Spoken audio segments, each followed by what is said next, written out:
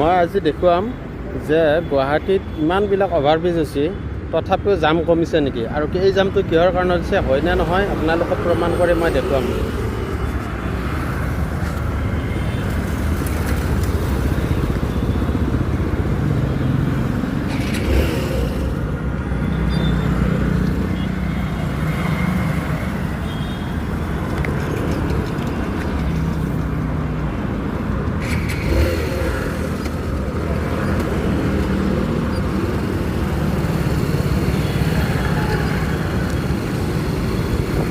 মই আহি আছোঁ এয়া GS ৰোড, GS ৰোডৰ GMC অভাৰব্ৰিজ পাৰ হৈ আহিছোঁ।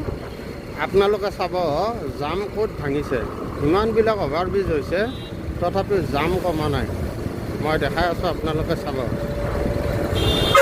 এয়া মই অভাৰব্ৰিজ পাৰ কৰিলোঁ, GMCৰ অভাৰব্ৰিজ। এতিয়া চাব জাম কিমান হৈছে।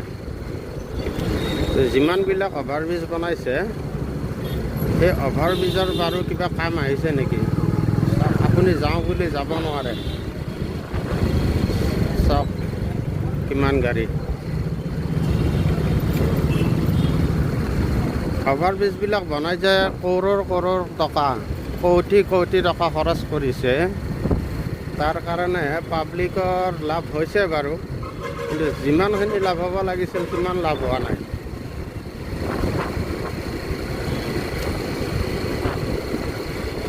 GS ৰোডৰ জাম চাব।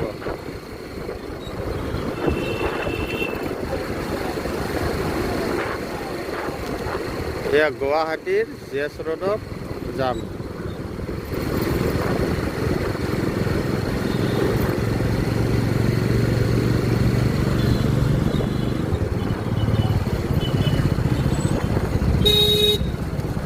ইমান যদি কোটি টকা খৰচ কৰিও যদি জামৰ সমস্যা সমাধান হোৱা নাই, আৰু আমাৰ বহুতে কৈ আছে কি যে গুৱাহাটীৰ জামৰ সমস্যাখনো অলৰেডি চেজ হৈ গ'ল, গুৱাহাটীত এতিয়া ট্ৰেফিক জাম নালাগে।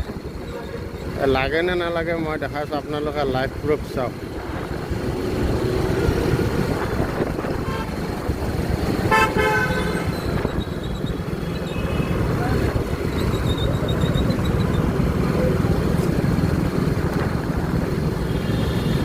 আপুনি 30 স্পীডতো আপুনি যাব নোৱাৰে, ইমান জাম এইটো ৰাস্তা।